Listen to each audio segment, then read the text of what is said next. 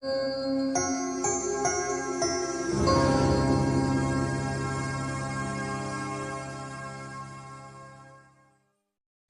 الله الرحمن الرحيم. قرآني نبض حياتي، قرآني طهر ذاتي، قرآني عصمة أمري، قرآني طوق نجاتي. قرآني نبض حياتي، قرآني طهر ذاتي، قرآني عصمة أمري، قرآني طوق نجاتي. آيات الله حمتني، غمرتني بالبركات، تحفظني من همزات الشيطان ومن زلاتي. آيات الله حمتني، غمرتني بالبركات، تحفظني من همزات الشيطان ومن زلاتي.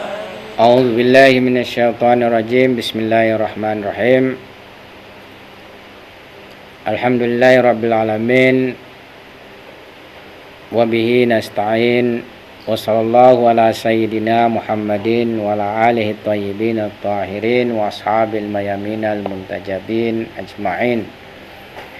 Alhamdulillah, sore hari ini sesudah kita libur panjang, kita akan kembali memulai kajian setiap hari Ahad sore kita.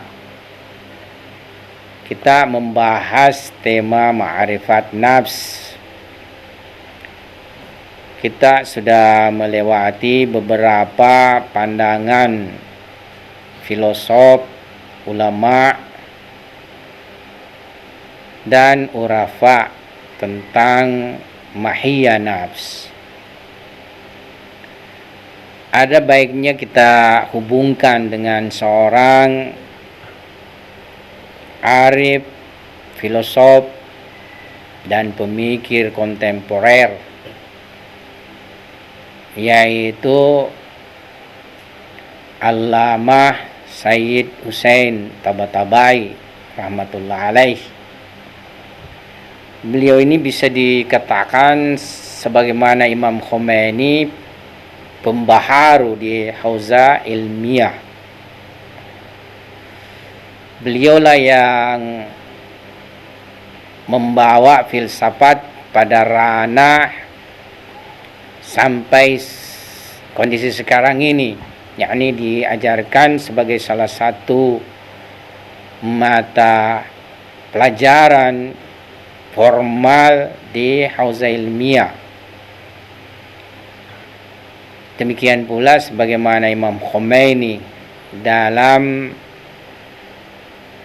ranah irfan.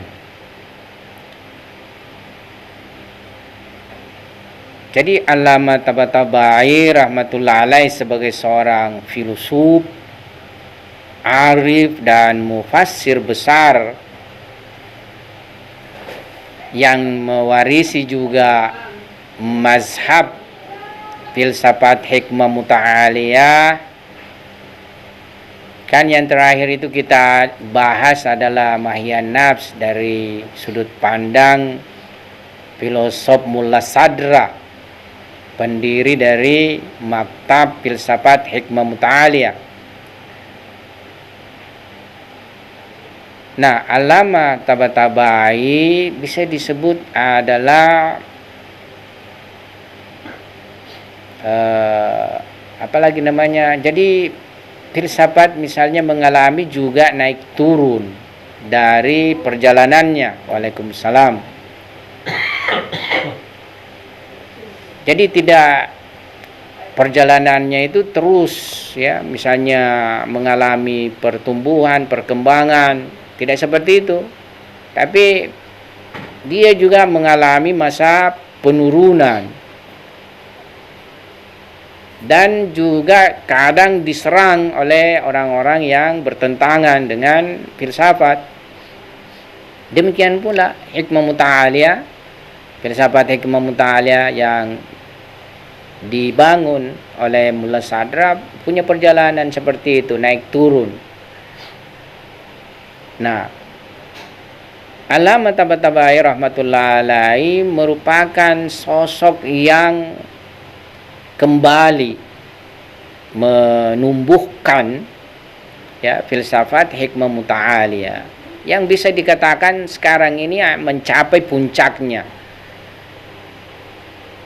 Karena ketika orang berbicara tentang filsafat Islam hari ini, maka yang paling dipandang mempunyai pandangan terkini dan lebih memiliki kapasitas dan mencakupi kebenaran ya, dan mempunyai kesesuaian banyak sekali dengan ajaran wahyu ilahi serta hasil mukasyafah irfani, itu adalah filsafat hikmah muta'aliyah. Nah, beliau mempunyai pandangan yang sangat dalam tentang mahiyya nafs atau hakikat jiwa. Beliau banyak menyinggung pembahasan nafs di tafsir Al-Mizan, terutama saat membahas ayat-ayat tentang jiwa dan penciptaan manusia. Ya, boleh jadi setelah pertemuan kita sore hari ini atau satu kali lagi pertemuan, kita akan memasuki pembahasan tentang penciptaan nafs. Jadi berbagai pandangan baik filosof maupun warafa tentang penciptaan nafs.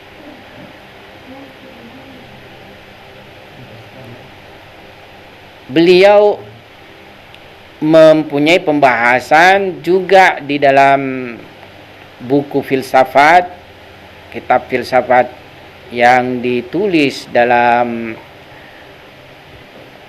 sesuai ya dengan maktab hikmah muta'aliyah yang bernama Nihayatul Hikmah,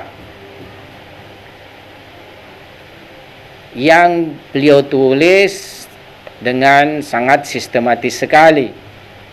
Beliau mempunyai karya sebelum Nihayatul Hikmah itu bernama Bidayatul Hikmah. Jadi Bidayatul Hikmah itu disari daripada kitab filsafat Hikmah Manzuma. Ya, Hikmah Manzuma dari Allamah Hadi Sabzawari. Itu Bidayatul Hikmah. Kalau Nihayatul Hikmah itu disari dari kitab Al-Asfar, ya, Al-Asfar Al-Arba'ah karya Mullah Sadra.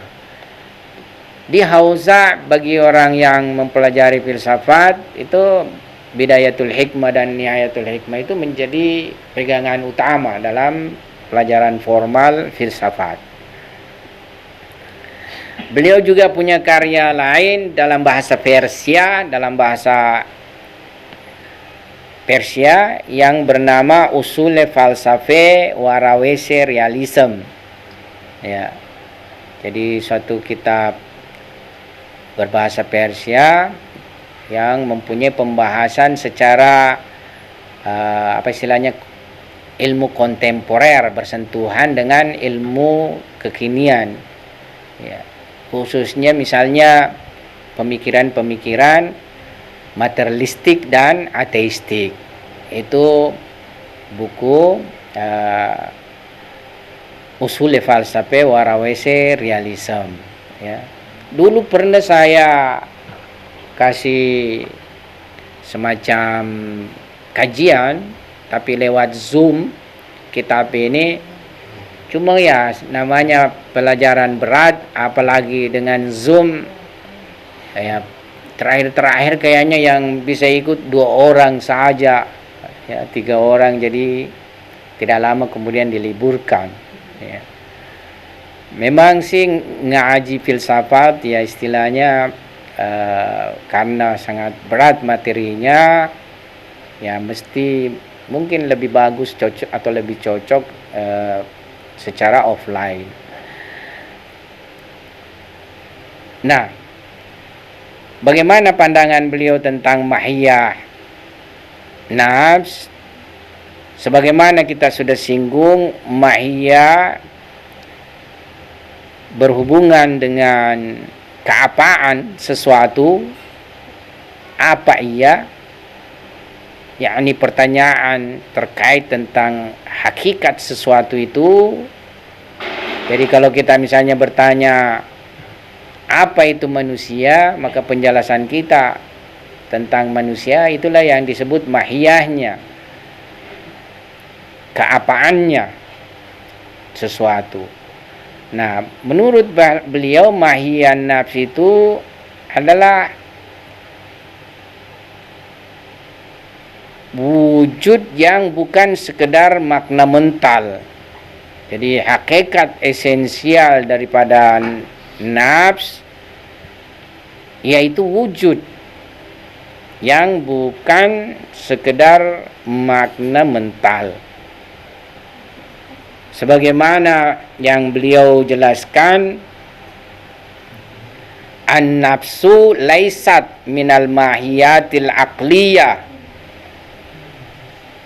awin nafsil amriyah, bal hiya wujudun hakikiyun fi alamit takwin. Jiwa bukanlah makna mental atau entitas teoritis belaka, tetapi ia adalah wujud nyata dalam alam takwin. Sepertinya pandangan beliau yang diutarakan di sini itu untuk menolak pandangan materialistik,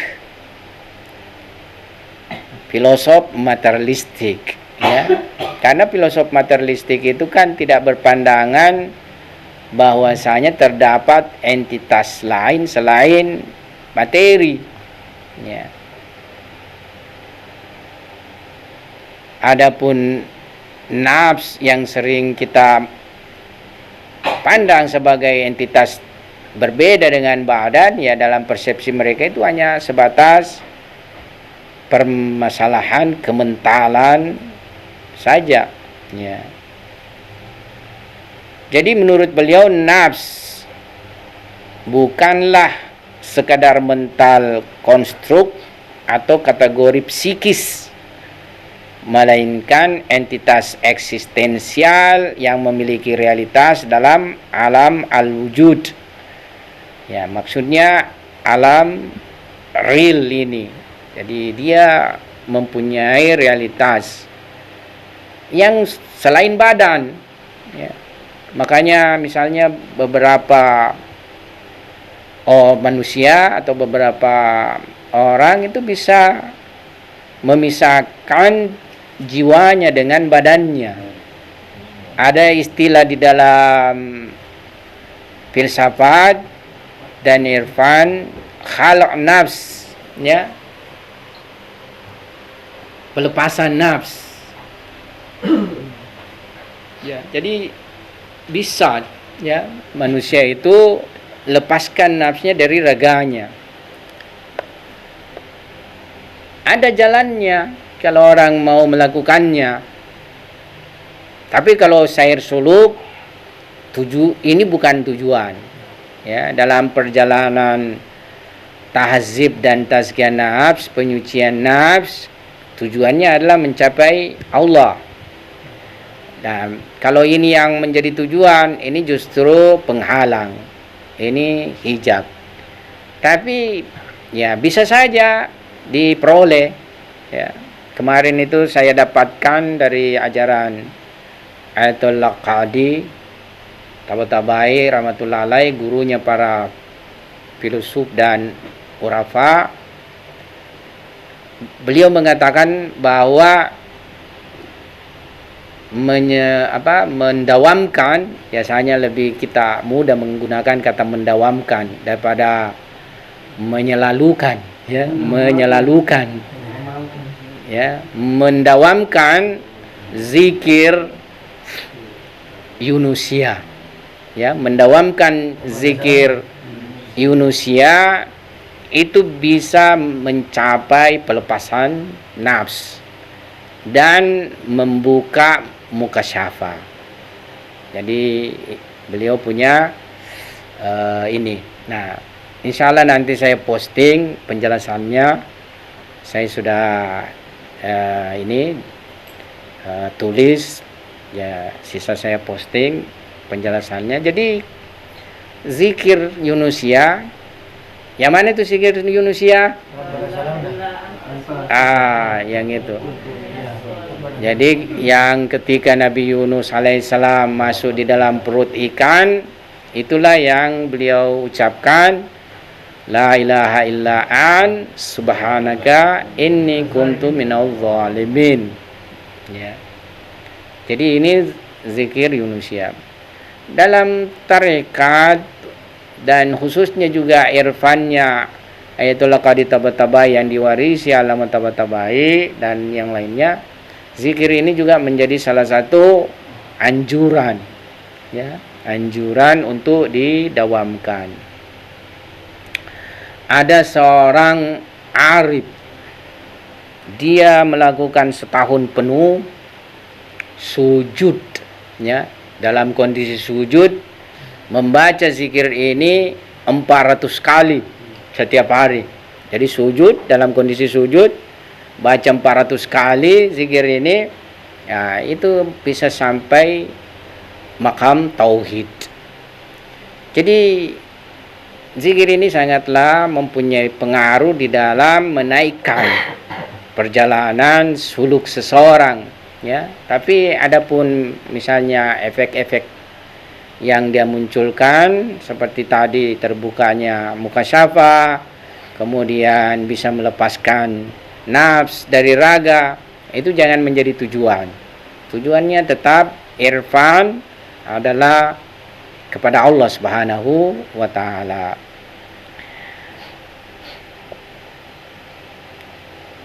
Jadi nafs menurut beliau bukanlah sekedar mental konstruk atau kategori psikis, melainkan entitas eksistensial yang memiliki realitas dalam alam al-wujud. Ya. Ini sebenarnya kalau ada misalnya ilmuwan materialistik, ya, kita bisa tunjukkan di hadapannya tentang pelepasan nafs ini, ya toh? Kan tidak ada sebenarnya itu dalil, yang paling nyata adalah penyaksian realitas itu sendiri, ya. Ada cerita. Jadi seorang guru memberikan semacam suatu pembahasan sofisme terhadap murid-muridnya terkait masalah air. Jadi dia istilahnya meminta murid-muridnya, buktikan saya tentang benar-benar itu ada air. Banyak misalnya murid-muridnya berusaha membuktikan dengan berbagai dalil, kemudian dia selalu tolak, bantah, sampai membuat ragu muridnya. Dan pada akhirnya dia tutup, ini buktinya ada air. Dia siramkan semua muridnya, ini air ini. Ya, jadi bukti sesuatu yang paling real adalah ya kenyataannya sendiri itu. Jadi kalau dia pada tataran konseptual, teoritis, ya seperti itulah. Ya, makanya Urapan tidak mau, ya, tidak mau yang teoritis, yang konseptual, tapi ia ingin ainnya, ya, realitasnya itu sendiri. Kalau perlu penyatuan dengannya, peleburan dengannya. Dia tidak mau Tuhan konseptual, tapi dia ingin ainnya Tuhan, yakni musyahadah Tuhan. Kalau bisa meleburkan diri kepadanya. Seperti itu, ya. Jadi inilah istilahnya perjalanan daripada ma'rifat.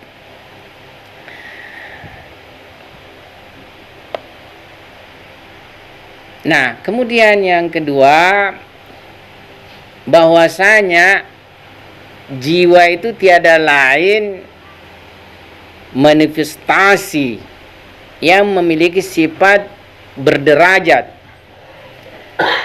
Jadi nafs itu manifestasi wujud yang bersifat bertingkat. Tadi kita katakan lama berpandangan bahwa nafs itu adalah wujud, realitas, ya. Jiwa bukanlah makna mental atau entitas teoritis belaka, tapi ia adalah wujud real dalam alam takwin. Nah, karena itu nafs merupakan manifestasi dari wujud yang mempunyai kebertingkatan atau kebergradasian. Nah, sebagaimana dalam kerangka hikmah muta'aliyah wujud itu bergradasi, beliau pun menjelaskan bahwa jiwa mempunyai gradasi. Beliau menjelaskan wujudun basitun mutadarrijun yabda minal quwwa wa yataharraku ilal fi'li hatta yasila ilal kamal. Jadi nafs itu wujud basit yang mempunyai kebergradasian, kebertingkat-tingkatan, berderajat-derajat, mutadarrij, yang dimulai dari kuwah, potensialitas, dan bergerak menuju pada aktual. Ya. Jadi di dalam filsafat ada pembahasan yang disebut bil kuwah dan bil fi'il. Ya. Kalau kita ditanya mana duluan ayam daripada telur, ya. Apakah duluan telur daripada ayam atau ayam yang duluan daripada telur? Ya. Banyak orang menjawab telur duluan daripada ayam. Kan begitu. Kan pikirannya kan telur ini yang kemudian menjadi ayam, ya. Ya. Tapi di dalam filsafat duluan bil fi'il baru bil kuwah, maksudnya ada dulu ayamnya, kemudian dia memberikan telur. Nah, telur ini yang berpotensi kembali menjadi ayam. Jadi bukan misalnya telur terlebih dahulu baru ayam, ya. Ya, jadi seperti itu. Sama dengan misalnya pandangan dalam firman dalam agama, manusia dulu ada. Toh? Ya, Tuhan menjadikan dulu manusia, bil fi'il manusianya, kemudian ada kandungan dalam diri manusia yang bisa membuat potensi untuk menjadikan lagi generasi manusia berikutnya. Ya. Jadi bukan potensi dulu, misalnya ada potensi kemudian menjadi manusia, tapi manusia dulu. Ya, seperti itu.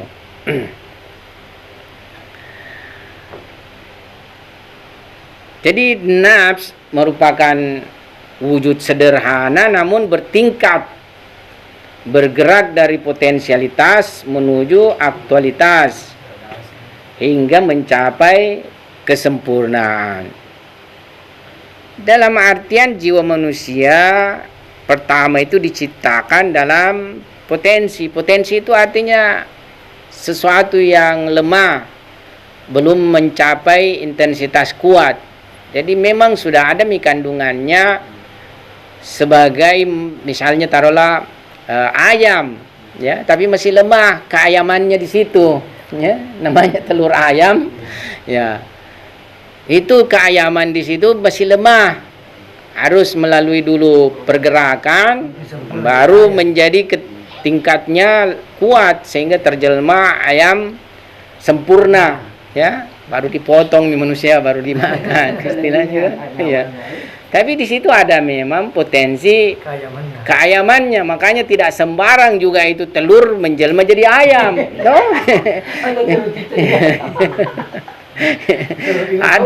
ada kesesuaian memang di situ, ya. Ya, makanya itu cerita-cerita masyarakat misalnya tentang ada buaya melahirkan manusia, saya tidak percaya. Tidak ada hubungan rasionalitas, ya. Seperti itu, tidak ada potensialitas di situ. Manusia melahirkan buaya. Ya, manusia melahirkan buaya juga, ada juga itu. Ya, tidak ada potensialitas di sini. Ya.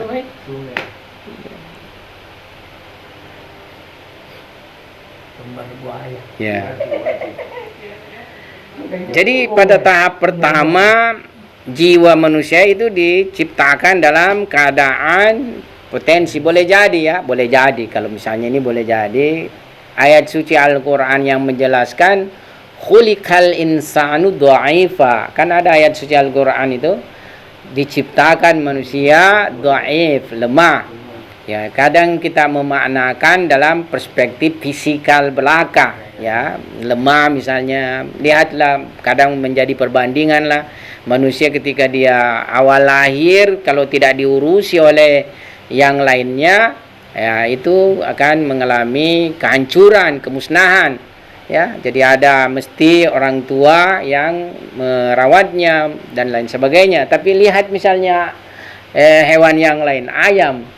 Ayam dia punya kemampuan itu keluar dari telur, ya. Tidak dengan bantuan orang tuanya, misalnya dia sendiri yang patok-patok itu telur baru bisa keluar, ya.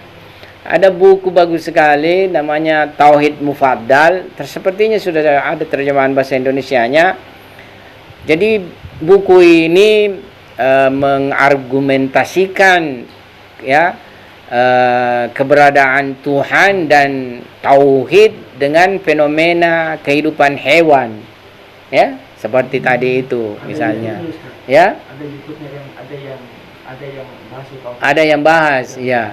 Alhamdulillah. Tapi ada bukunya, dulu saya pernah, ini bukunya itu ada, itu bisa misalnya kalau tidak salah mungkin sudah ada diterjemahkan, ya. Bagus kita cari-cari. Untuk masyarakat umum itu lebih mudah kita menyampaikan pesan-pesan ketuhanan lewat fenomena seperti itu, ya, karena mereka lebih bersentuhan dengan masalah apa yang dia saksikan, kan, ya.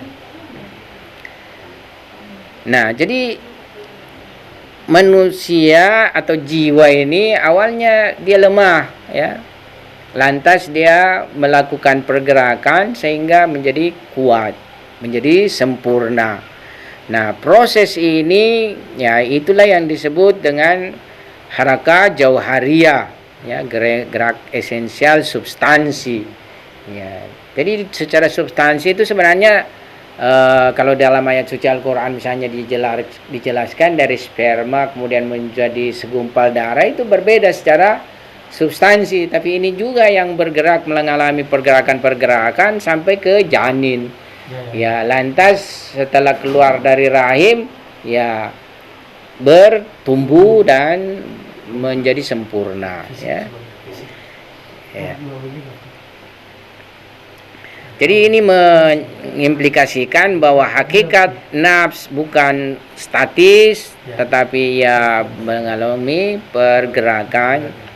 Ya, jadi tidak ada misalnya kita ini dicipta sudah mempunyai apalagi namanya, ya, meskipun kita sekarang katakan esensialitas, ya, tapi sebenarnya bukan esensialitas akhir, ya, belum istilahnya itu kita punya esensialitas semua. Memang semua kita adalah manusia, tapi manusia itu bisa dia disebut juga jadi genus dan akan terbentuk dengan diferensia lagi, ya. Jadi kita semua sama ketika lahir manusia. Di dalam teologi Syiah juga, dalam teologi Syiah dipahami bahwa semua manusia yang lahir itu tidak berdosa. Dari siapa saja orang tuanya tidak berdosa, ya. Tapi di dalam perjalanan kehidupan, ya, manusianya kita ini didatangi lagi, ya, didatangi lagi pembeda. Ya, jadi misalnya manusia kita ini semua manusia didatangi lagi dimensi pembeda. Pembeda ini ma'rifat, yakni pengetahuan, kemudian amaliyah, sifat, ya, dan lain sebagainya. Itulah kemudian yang sampai di hari akhirat menjadi diri kita yang akhir, ya, diri kita yang paling akhir. Jadi nanti sesuai dengan penjelasan akhlak ada manusia kemalaikatan, ya. Jadi dia manusia malaikat, bukan murni malaikat, dia manusia tapi manusia malaikat, ya. Dan manusia malaikat lebih tinggi daripada malaikat itu sendiri, manusia malaikat, ya. Nah, ada manusia misalnya sampai melebihi manusia malaikat tadi itu, ya kan? Tapi manusia juga bisa mengalami penurunan, ada malaikat kebinatangan, bukan, manusia kehewanan, manusia kebinatangan, dan ini beragam lagi, ya, seperti itu. Ada manusia kebinatangannya kekeraan, ya, dan lain sebagainya. Seperti itu. Hasil daripada keyakinan, ma'rifat, ya, amalia, sifat-sifat, itu semua yang akan membentuk diri akhir kita. Nah, yang ketiga, jiwa merupakan entitas tunggal tapi multidimensi. Dalam tafsir Al-Mizan, saat Allamah Tabatabai rahmatullah alaih menafsirkan ayat wa nafsi wa ma sawaha, dan demi jiwa dan apa yang penyempurnaannya, beliau menyimpulkan bahwa jiwa manusia memiliki kesatuan wujud, kesatuan eksistensi, meskipun fungsi-fungsinya beragam, ya. Jiwa manusia memiliki nafs nabatiyah, pengatur tubuh biologis, nafs haiwaniyah, penggerak dan insting, kemudian nafs natikah, rasional dan spiritual, ya. Akan tetapi semua ini bukan entitas terpisah, ya, melainkan tingkatan-tingkatan, maqamat dari nafs yang satu, ya. Disinilah penting dilakukan tazkiyah nafs, pembersihan jiwa. Makanya sambungan ayat ini kan, wa nafsi wa ma sawaha fa'alhamaha fujuraha wa taqwaha kada aflaha man zakkaha wa kada khaba man dassaha. Ya, jadi untuk mencapai tingkatan lebih tinggi dari perjalanan nafs harus dilakukan proses tazkiyah nafs. Karena itu banyak manusia nanti sederajat nafs biologis saja di akhirat, ya, sederajat nafs hewaniyah saja, tidak mencapai nafs natikiyah malah, ya. Jadi akan sangat banyak manusia di akhirat seperti itu, ya.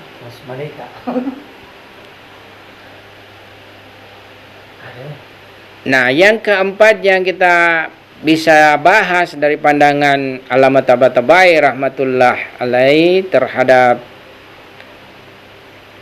mahiyya nafs, bahwa jiwa adalah wujud ruhani yang terlepas dari materi. Beliau di dalam sebuah ungkapan dalam menguatkan pandangan ini, beliau berkata, an-nafsu laisat jismaniyatu bil mahiyah bal jismaniyatul hudus ruhaniyatul baka. Ya, jiwa bukan jasmani dari sisi esensinya, tetapi bersumber dari jasmani saat muncul dan ruhani dalam kelangsungannya. Nah, inilah nanti yang akan menjadi pembeda atau pembeda lah dari pandangan filosof Islam lainnya seperti Ibnu Sina, Suhrawardi tentang masalah penciptaan nafs. Kalau di dalam pandangan hikmah muta'aliyah yang digagas oleh Mullah Sadra dan dilanjutkan oleh para filosof Sadrian seperti Allamah Tabatabai, filosof kontemporer, ya, bahwa nafs itu jismaniyatul hudus, ruhaniyatul baka. Secara kejisiman dia hudus. Hudus itu artinya terjelma dalam suatu waktu dan ruang dan waktu, ya. Jadi dia bersifat jismania, tersusun dari kematerian. Jadi dalam filsafat jisim itu terdiri dari forma dan materi, ya, forma dan materi, bentuk dan materi, itu jisim. Jadi dia secara kebaruan, kemunculan jismani, Ya, tapi secara keberlanjutan keberadaan, dia adalah ruhaniyatul baqa. Dia adalah non materi secara keberlangsungan. Jadi kurang lebih nanti kita punya pembahasan setelah selesai pembahasan mahiyah nafs, masuk kepada penciptaan nafs. Setelah itu hubungan nafs dan badan. Sesudah itu ya tentang kehidupan nafs setelah keterpisahan dengan badan, atau keberadaan nafs setelah terpisah dengan badan. Ya. Itu kira-kira kita punya tema pembahasan. Jadi nafs menurut Allamah Tabatabai bermula dari keterikatan materi. Ya. Jadi dia embrio, lahir, berkembang. Ya. Nah, di sini perbedaannya dengan filosof Muslim. Ya, kita singgung sedikit. Kalau filosof Muslim itu nafs, dia dicipta terpisah daripada badan. Kalau misalnya kita di sini ada 2 kamar, ya kamar 1, kamar 2, badan dicipta di kamar 1. Kemudian nafs dicipta di kamar 2. Sudah itu dipertemukan. Nah, itu pandangan filosof seperti Ibnu Sina dan Suhrawardi. Tapi kalau Mullah Sadra 1 kamar saja. Ya, perjalanan nafs itu di situ dimulai daripada materi, kemudian mengalami perjalanan kesempurnaan dengan harakatul jauhariyah sampai tingkat tertentu, dia bisa mendapatkan kesempurnaan terlepas dari materi. Ya, sebenarnya kalau kita bisa pikir, perjalanan penurunan juga seperti itu kan? Ya. Perjalanan penurunan.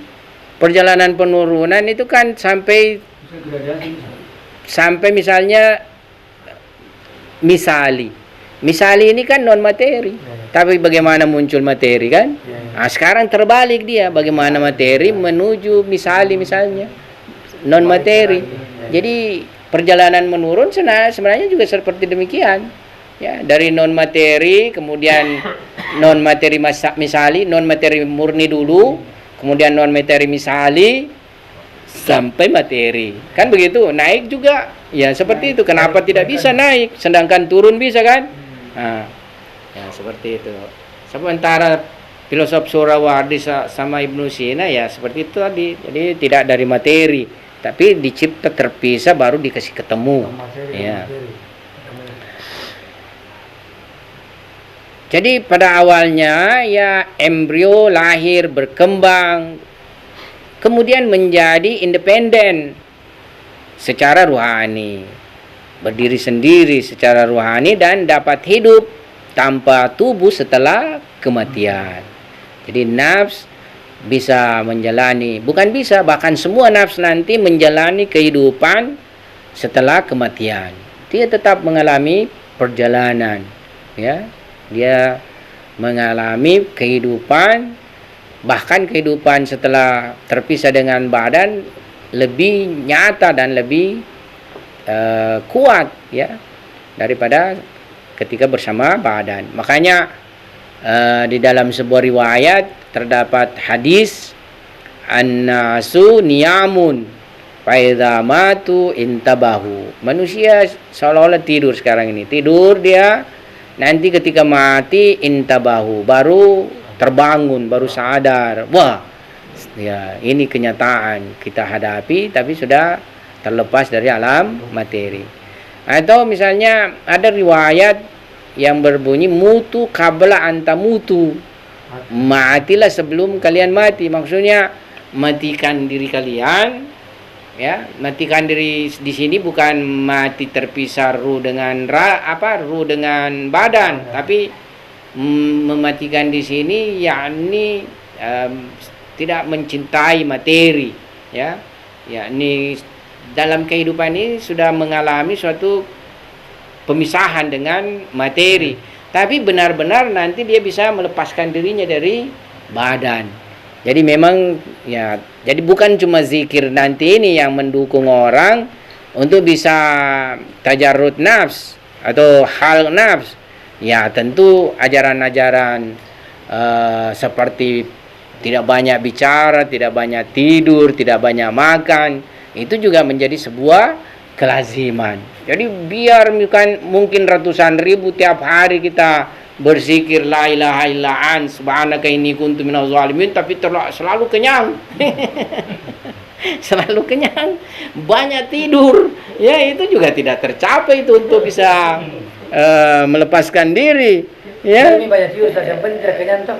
Enggak juga tidur. Jadi 3 itu kunci di dalam sair suluk harus dilakukan, ya. Selain misalnya amalia-amalia itu, jangan banyak tidur, jangan banyak makan, jangan banyak bicara, ya. Kalau kita masih tidak bisa lakukan ini, belum ada itu yang bisa didapat di dalam perjalanan sair suluk, ya. Seperti itu. Seperti kita ini kan masih banyak makan, masih banyak bicara, masih banyak tidur misalnya. Ya.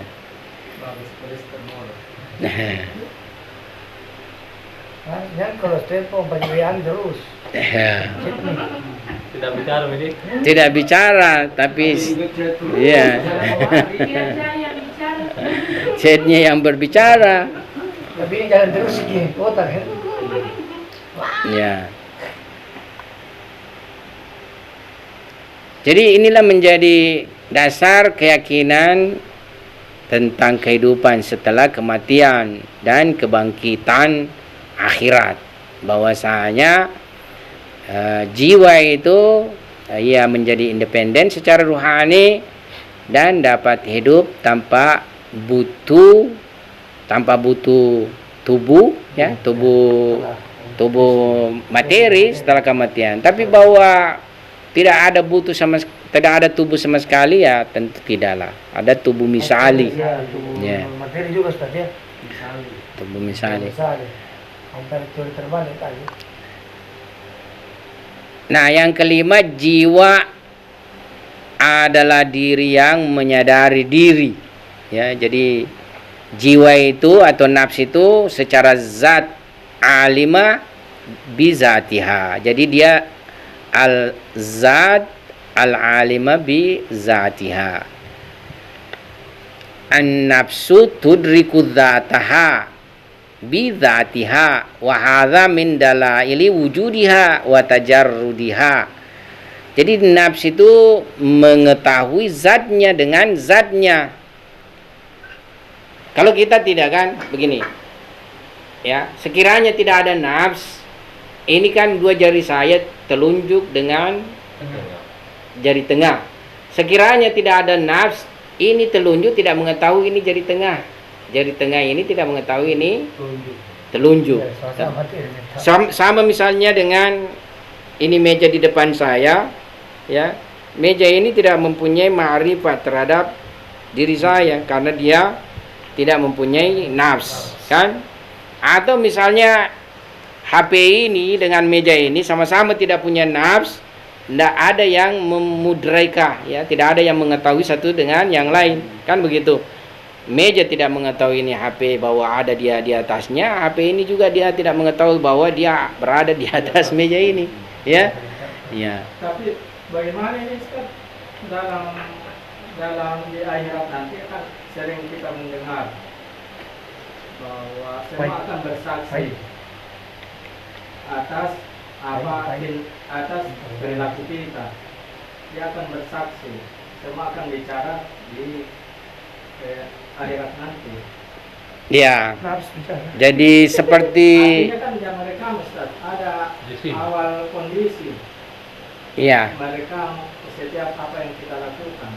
Nah, di sini sedikit terjadi perbedaan pengetahuan atau pemikiran dengan beberapa filsuf.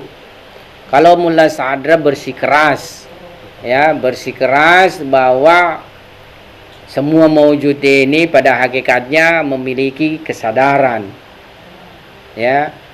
Tapi sebagian filosof mengatakan semua kan maujud ini mempunyai hakikat, ya. Jadi alam materi ini pada dasarnya adalah hakika daripada hakikat yang lebih di atas. Ya, yang mempunyai kesadaran itu yang di alam atas itu, yang hakikat itu, ya.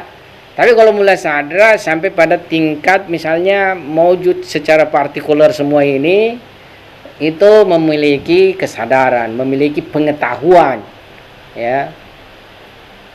Dan kalau Qur'ani kita mau bahas tanpa memberikan tafsiran lahirnya Qur'ani saja, ya Quran sebagaimana bahasa lahirnya, semua maujud ini mempunyai kesadaran karena mempunyai tasbih, mempunyai tahmid, bahkan mempunyai cara ibadah. Itu kalau kita misalnya cari semua ayat-ayat suci Al-Quran terkait masalah ini. Jadi ada di surah As-Sab, ada di surah Al-Jum'ah, kemudian di surah Al-Hasyr, kemudian di surah Al-A'raf, dan yang lainnya. Yang jelas yang berbicara tentang tasbih dan ibadah daripada maujud-maujud.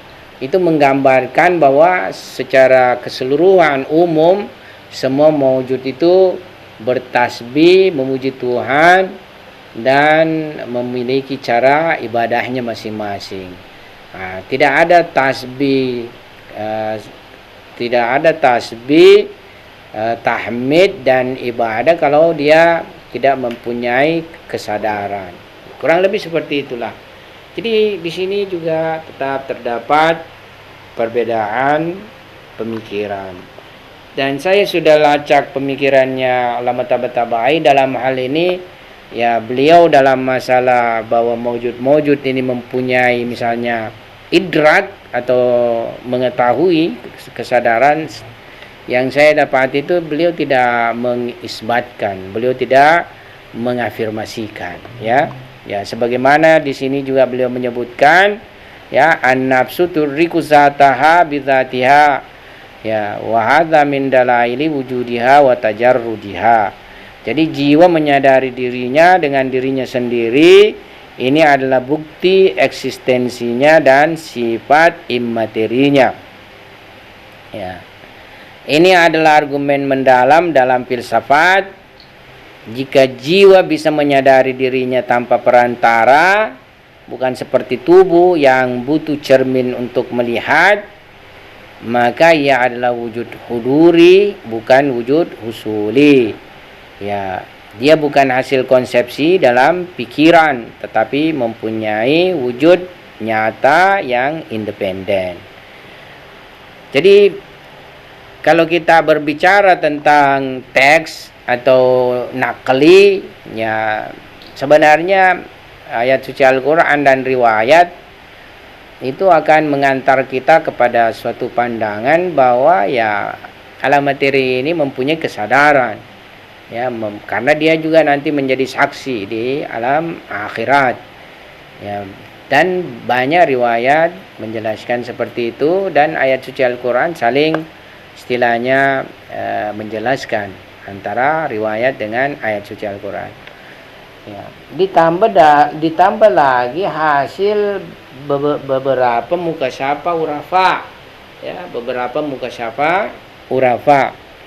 Ada seorang arif, saya juga tidak ingat siapa namanya. Jadi beliau di dalam suatu kondisi salat malamnya mengucapkan suatu zikir, dia mendengarkan hatta tembok-tembok madrasahnya sama pohon-pohon sekelilingnya dan lainnya itu juga mengikuti sama dengan zikir yang ia lafazkan, ya, seperti itu. Ya, jadi dari aspek ini istilahnya irfan dan Quran sangatlah saling mendukung, ya, di dalam masalah adanya kesadaran terhadap semua benda-benda. Tapi filosof sangat berat sekali untuk membuktikan terhadap masalah ini. Karena misalnya materi ini kan mempunyai keterpisahan toh, kerangkapan toh.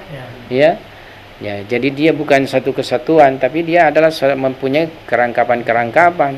ya misalnya kalau kita bedahi ini terdiri dari berbagai unsur-unsur, ya, unsur-unsur ya yang mana misalnya dan lain sebagainya. Oke, kita lanjut.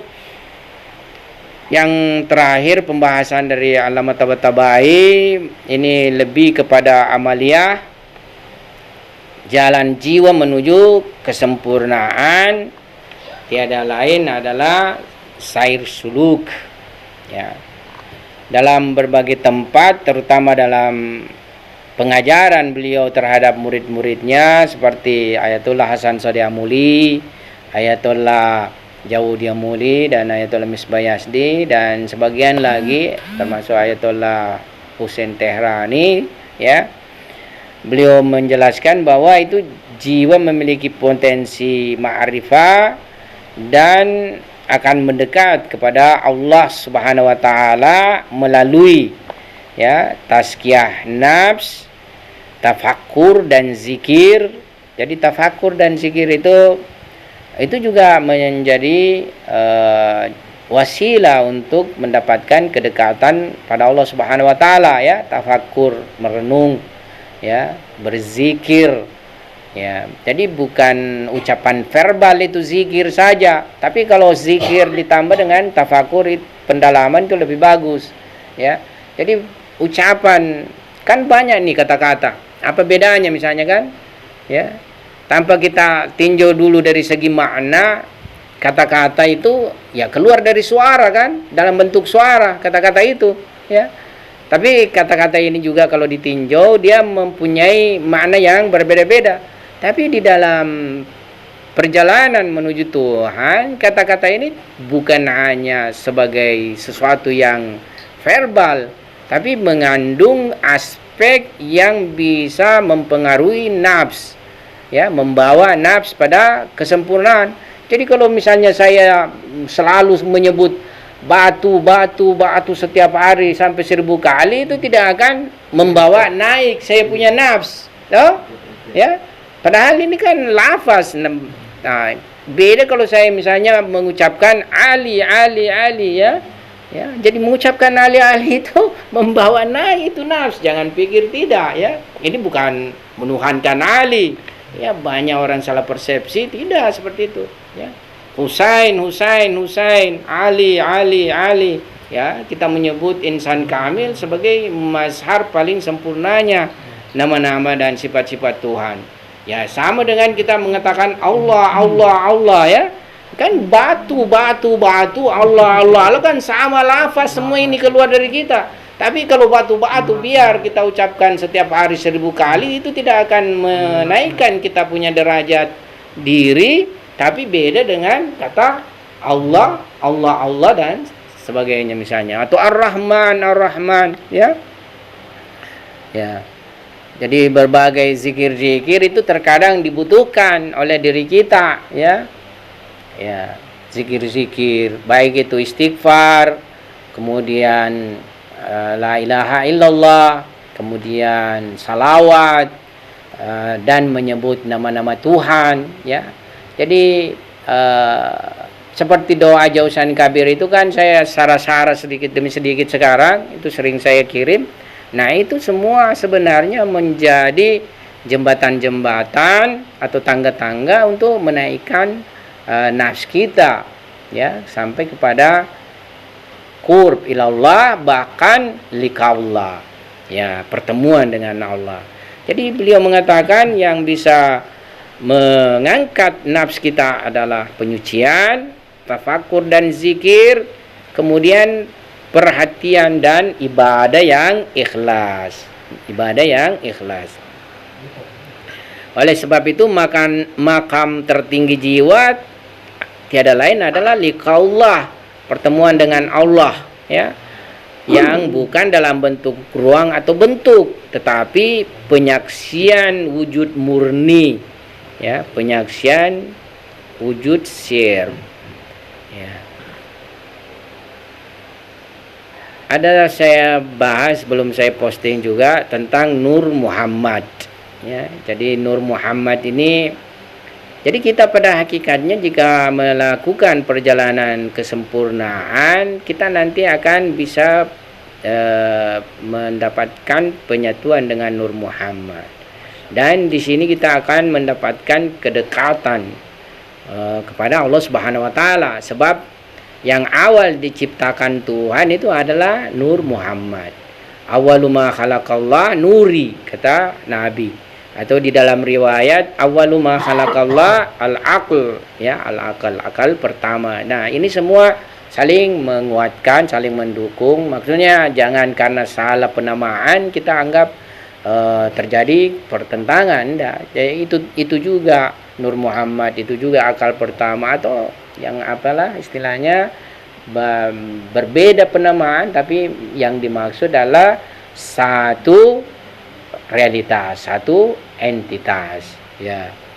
Yang jelas menurut Allama, inilah nafs, ya, inilah hakikat nafs dari jasmania yang kemudian hanya dalam bentuk potensi, kemudian mengalami harakat jauhariyah menjadi nafs yang non materi, sampai mengalami perjalanan kesempurnaan hingga ia bisa mencapai liqaullah, ya, pertemuan dengan Allah.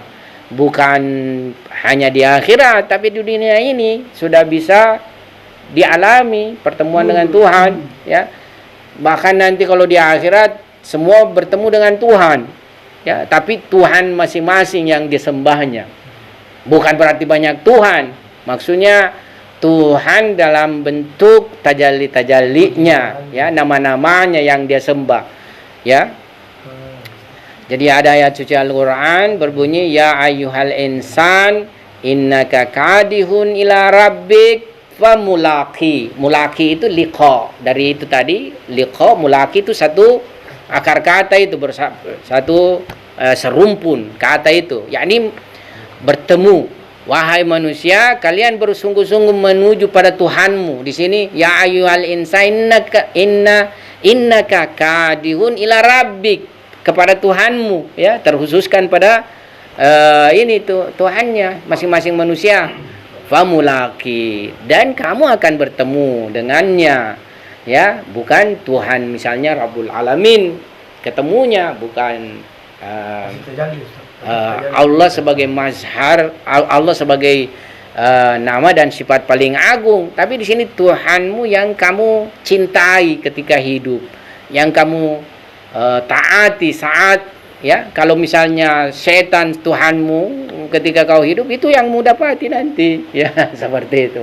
Syahwat Tuhanmu, ya, itu nanti mu dapati di alam sana itu. Itu tafsiran tafsiran yang lain daripada ayat ini. Jadi kita semua mempunyai Tuhan masing-masing sekarang selain Tuhan Rabbul Alamin. Maksudnya Tuhan yang lebih melekat pada kehidupan kita. Kalau misalnya harta, itu Tuhan kita, harta dan lain sebagainya, ya. Begitulah yang dimaksud, ya.